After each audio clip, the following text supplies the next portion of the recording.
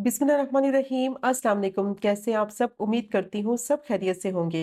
आज बनाएंगे बहुत ही शानदार और बेहतरीन स्टीम चरगा रोस्ट।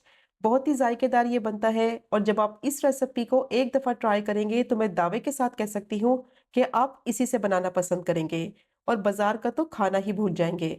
बहुत ही सॉफ्ट जूसी इसकी चिकन होगी और बहुत ही ज़बरदस्त किस्म की इसकी मैरिनेशन होगी।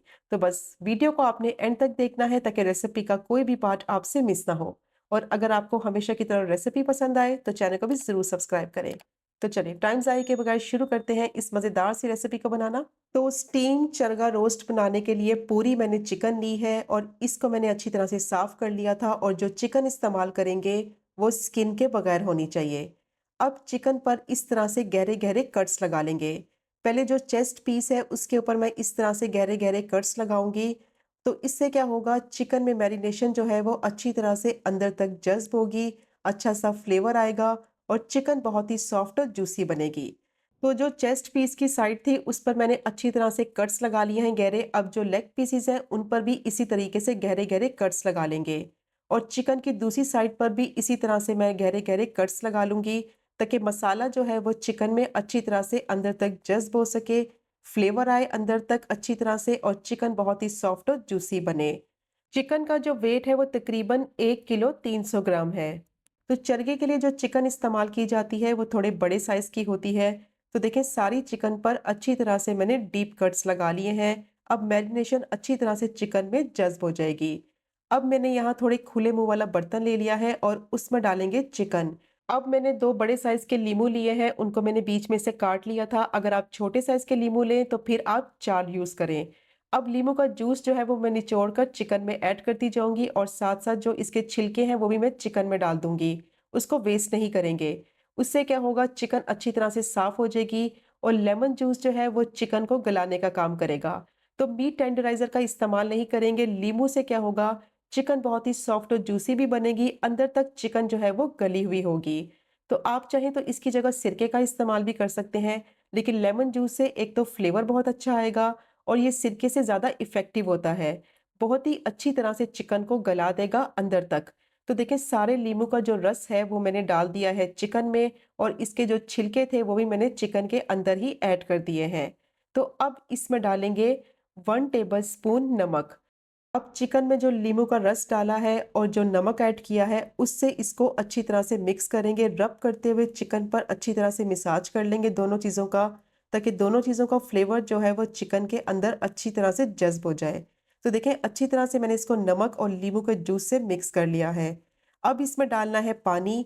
तो इसमें इतना पानी डालेंगे जिसमें चिकन जो है अच्छी तरह से डिप हो जाए। तो मैंने इसमें 2 लीटर पानी शामिल किया है।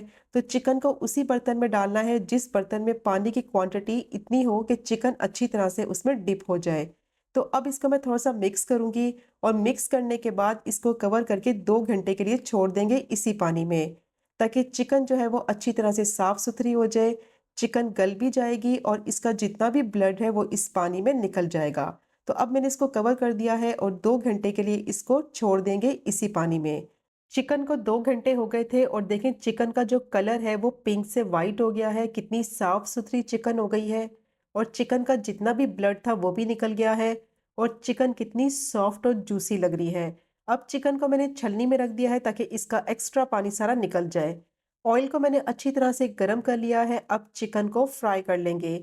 चिकन को पकाना नहीं है, इसको इतना फ्राई करेंगे कि सारी साइडों से चिकन पर अच्छा सा कलर आ जाए। सारी साइडों को पलटते हुए चिकन को अच्छी तरह से फ्राई कर लेंगे ताकि अच्छा सा गोल्डन सा इस पे कलर आ जाए और हाई हीट पे इसको फ्राई करना है। इससे क्या होगा, चिकन का पानी भी नहीं निकलेगा और चिकन पर कलर भी बहुत ही ज़बरदस्त आएगा। तो देखिए चिकन को मैंने सारी साइडों से अच्छी तरह से फ्राई कर लिया है और कितनी ज़बरदस्त ये फ्राई हो गई है, कितना अच्छा इस पे कलर आ गया है। अब चिकन को मैं प्लेट में निकाल लूंगी और प्लेट में निकालने के बाद रूम टेम्परेचर पर चिकन को अच्छी तरह से ठंडा कर लेंगे। तो जब तक चिकन ठंडी हो रही है इसके लिए मैरिनेशन रेडी कर लेते हैं। तो यहाँ मैंने एक बाउल लिया है, उसमें डालेंगे 2 टेबलस्पून दही। 15 से 20 मिनट के लिए दही को छलनी में रख दिया था ताकि इसका जितना भी एक्स्ट्रा पानी है वो निकल जाए। 1 टीस्पून नमक डालेंगे, 1 टीस्पून कश्मीरी लाल मिर्च पाउडर, 1 ही टीस्पून कुटी हुई लाल मिर्च, हाफ टी स्पून हल्दी, 1 टीस्पून धनिया पाउडर, 1 टीस्पून चाट मसाला, 1 ही टीस्पून जीरा पाउडर और हाफ टी स्पून गरम मसाला पाउडर ऐड करेंगे।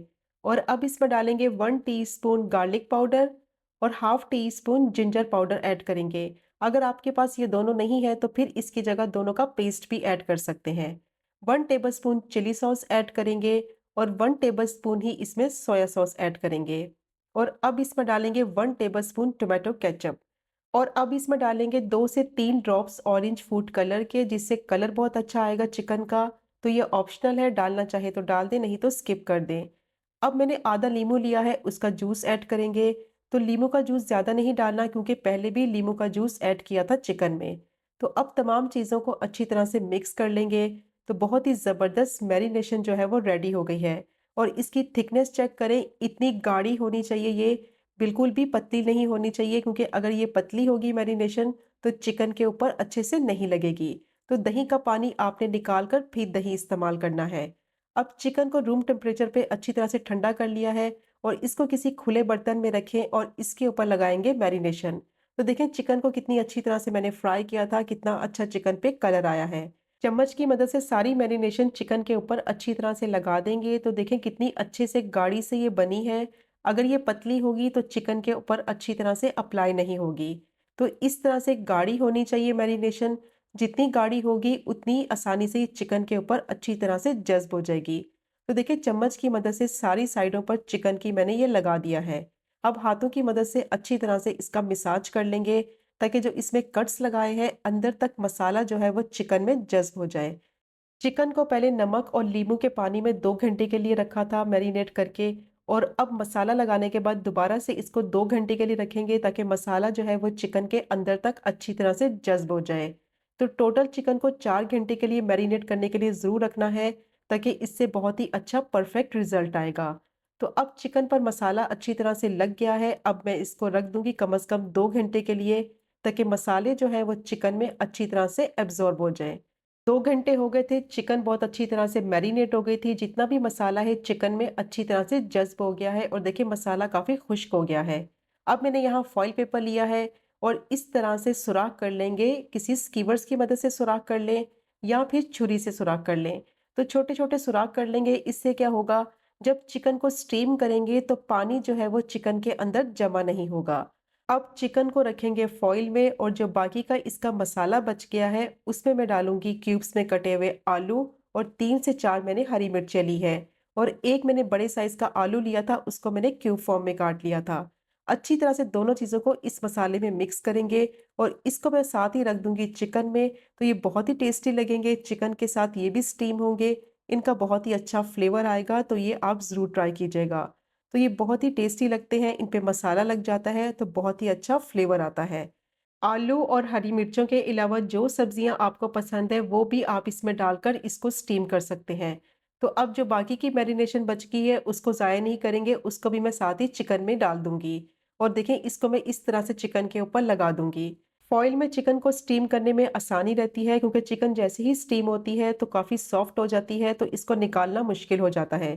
तो फॉइल में क्या होगा, चिकन टूटेगी भी नहीं और जब इसको निकालेंगे तो ईजिली आप इसको कैरी कर सकते हैं। और दूसरा, इसकी टांगों को भी बांधना नहीं पड़ेगा, आसानी से आप इसको रैप करके स्टीम कर सकते हैं। तो देखिए अच्छी तरह से मैंने चिकन को रैप कर लिया है फॉइल में और अब इसको स्टीम करने के लिए रखेंगे। अब मैंने थोड़े बड़े साइज का पतीला ले लिया है और उसमें डालूंगी पानी। तो 2 लीटर मैंने इसमें पानी शामिल किया है। पानी इतना डालना है कि जो इसमें स्टैंड रखेंगे उससे पानी थोड़ा सा नीचे हो। तो इस तरह का कोई स्टैंड ले लें और इसमें रखेंगे अब चिकन। और अगर आपके पास स्टीमर है तो वो भी आप यूज़ कर सकते हैं इस पर्पज़ के लिए। अब चिकन मैंने रख दी है और इसको मैं कवर कर दूंगी। 5 मिनट तक हाई फ्लेम पे पकाया है मैंने इसको और उसके बाद मैंने फ्लेम को मीडियम टू लो कर दिया है। और अब 25 मिनट के लिए मीडियम टू लो फ्लेम पे इसको स्टीम होने देंगे। तो 25 मिनट हो गए थे इसे पकते हुए। बहुत ही ज़बरदस्त सी खुशबू आ रही है और देखिए फॉइल में इसको रैप करने में यही आसानी रहती है कि इजीली आप इसको कैरी कर सकते हैं। अब इसको निकालने में भी आसानी होगी। तो देखें इजीली मैंने इसको निकाल लिया है और अब इसको निकालने के बाद इसको मैं प्लेट में रखूंगी। और ये बहुत ही गर्म है, एहतियात से इसको खोलिएगा। तो बहुत ही ज़बरदस्त मज़ेदार चटखारेदार चिकन स्टीम रोस्ट जो है हमारा रेडी हो गया है। और देखें इसकी लुक कितनी ज़बरदस्त लग रही है। اندر تک بہت ہی سافٹ اور جوسی بنا ہے، اور اس کا جو چیسٹ والا پارٹ ہے وہ دیکھیں کتنا زبردست جوسی ہے اور کتنی چکن ٹینڈر ہو گئی ہے۔ تو میرینیشن بہت امپورٹنٹ ہے چکن کی۔ لیموں کے رس میں اور نمک میں اس کو اچھی طرح سے ڈپ کر کے رکھنا ہے 2 گھنٹے کے لیے، پھر اس کو مسالہ لگا کے 2 گھنٹے کے لیے رکھنا ہے۔ تو چکن بہت ہی سافٹ جوسی اور ٹینڈر بنے گی، اور دیکھیں چکن اچھی طرح سے اندر تک گلی ہوئی ہے، بلڈ اس میں بالکل بھی نہیں ہے، بہت ہی سافٹ جوسی اور مسالے دار بنتی ہے۔ تو ضرور ٹرائی کیجیے گا یہ مزیدار سے سٹیم چرگا روسٹ کی ریسیپی کو، اور اگر آپ کو آج کی ویڈیو پسند آئے تو چینل کو سبسکرائب کریں، ویڈیو کو لائک کریں اور شیئر کریں۔ انشاءاللہ ملیں گے اگلے کوکنگ ولاگ میں پھر ایک نئی ریسیپی کے ساتھ۔ تب تک مجھے اپنی خاص دعا میں یاد رکھیں۔ اللہ حافظ۔